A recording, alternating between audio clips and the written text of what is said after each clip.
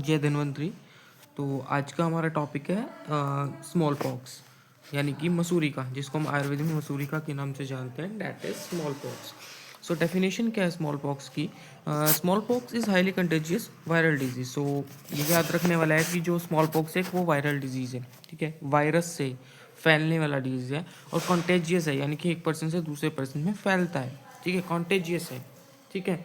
उसके बाद है इटियोलॉजी। इटियोलॉजी बेसिकली क्या क्या कारण है, ठीक है, क्या क्या पॉजिटिव फैक्टर्स हैं, किसके पॉजिटिव फैक्टर्स? आपके स्मॉल पॉक्स के।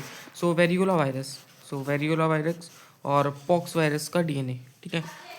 कौन कौन से वेक्टर्स हैं? डेट इज़ ड्रॉपलेट, यानी कि जो बूंदें होती हैं, ड्रॉपलेट्स होती हैं, उससे बीमारी फैलती है, ठीक है। कई बार ये एयरबोन इन्फेक्शन भी है, ठीक है, एयरबोन यानी कि हवा से फैलने वाला जो डिजीज़ है, ठीक है।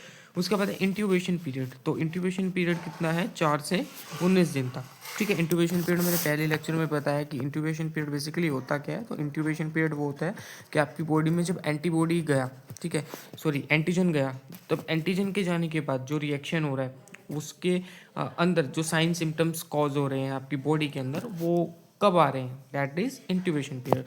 फिर आते हैं क्लिनिकल फीचर्स की। क्लिनिकल फीचर्स कौन कौन से हैं? तो ऑनसेट ऑफ फीवर होगा, सडन ऑनसेट, एकदम से फीवर आ जाएगा आपको, ठीक है। हेडेक होगा, ठीक है, बैक होगा और मेलिएज होगा, यानी कि बेचैनी होगी, ठीक है, किसी काम को भी करने में आपका मन नहीं लगेगा, ठीक है। उसके बाद है आपका रैश, पूरी बॉडी पे रैशेज होंगे। ये एक जो है ना इसका प्रत्यात्मक लक्षण है। प्रत्यात्मक लक्षण यानी कि एक ऐसा साइन एंड सिम्टम है, क्लिनिकल फीचर है, जो कि मोस्ट कॉमन है, रैशेज, ठीक है। तो बॉडी पे क्या हो जाएंगी? रैशेज होंगी, ठीक। उसके बाद है टॉक्सीमिया। टॉक्सीमिया यानी कि ईमिया जहाँ पे भी आ जाए। सो ईमिया मीन्स ब्लड, ठीक है, ईमिया का मतलब होता है ब्लड, तो ईमिया मीन्स ब्लड। तो टॉक्सीमिया मीन्स आपके जो ब्लड है उसमें टॉक्सिन्स आ जाएंगे, ठीक है, डैट इज टॉक्सीमिया।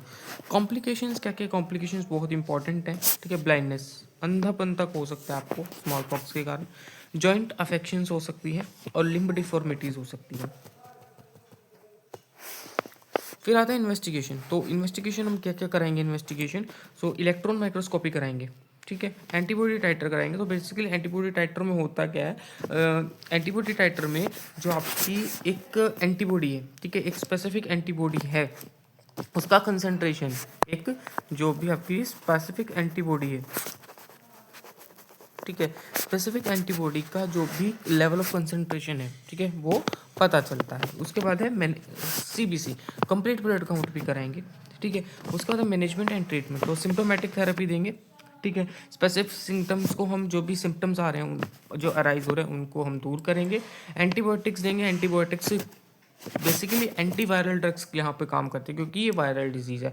तो जैसे कि टेकोविरीमेंट, ठीक है, साइडोफोवियर, तो टपॉक्स के नाम से मेडिसिन आती है, वो एंटीबायोटिक, एंटीबायोटिक, एंटीवायरल डिजीज, हम एंटीवायरस जो मेडिसिन है उसका यूज़ कर सकते हैं, और बेसिकली वैक्सीनेशन भी हम यूज़ कर सकते हैं। Thank you.